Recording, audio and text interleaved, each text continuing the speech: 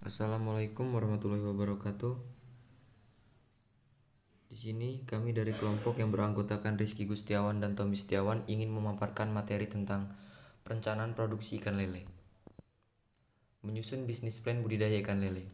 Yang pertama, persiapkan kolam sesuai kebutuhan ikan lele, lalu lakukan proses pengeringan dasar kolam, gunakan benih unggul dengan standar nasional Indonesia atau SNI, perhatikan perawatan kebersihan dan kesehatan budidaya, dan yang terakhir susun strategi pemasaran dan pengembangan usaha yang matang. Memahami kendala dan solusi budidaya ikan lele.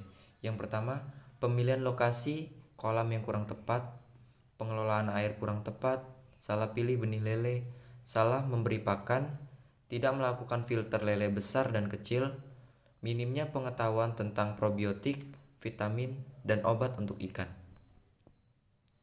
Lalu ada persiapan kolam budidaya ikan lele.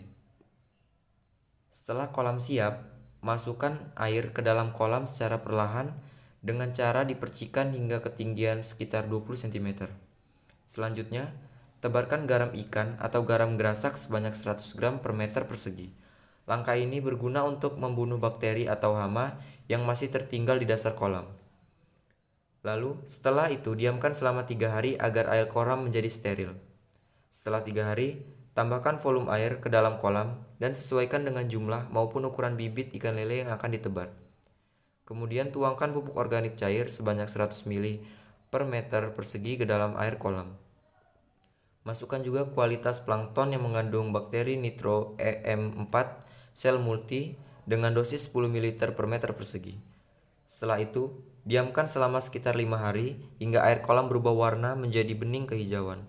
Setelah air berubah warna, benih lele pun siap untuk ditebar. Selanjutnya akan dilanjutkan oleh rekan saya yaitu Tommy Setiawan. Cara pemberian pakan ikan lele.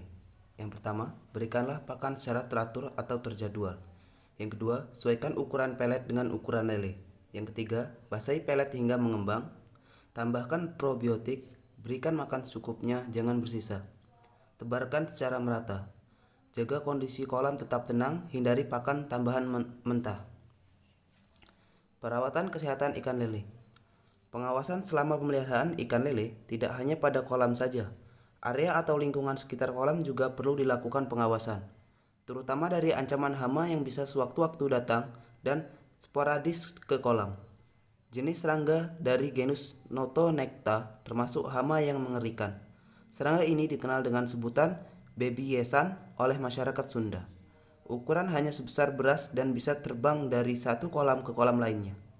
Baby yesan secara bergelombang memasuki kolam yang biasanya baru ditebar ikan. Serangga ini menyerang benih berukuran kecil dengan cara menusuk dan mengisap ikan sampai mati. Strategi pemasaran ikan lele. Yang pertama, bekerja sama dengan pengepul ikan lele. Yang kedua, bekerja sama dengan penjual ikan di pasar. Yang ketiga, menjadi supplier pemasar. Yang keempat, bekerja sama dengan rumah makan atau resto. Yang kelima, bekerja sama dengan supermarket. Yang keenam, bekerja sama dengan produsen makanan berbahan dasar ikan lele. Yang ketujuh, dijual dalam bentuk olahan. Dan yang terakhir, pemasaran melalui internet atau media sosial. Sekian penjelasan dari kelompok kami. Apabila ada salah kata kami mohon maaf, kepada Allah kami mohon ampun. Kami akhiri. Wassalamualaikum warahmatullahi wabarakatuh.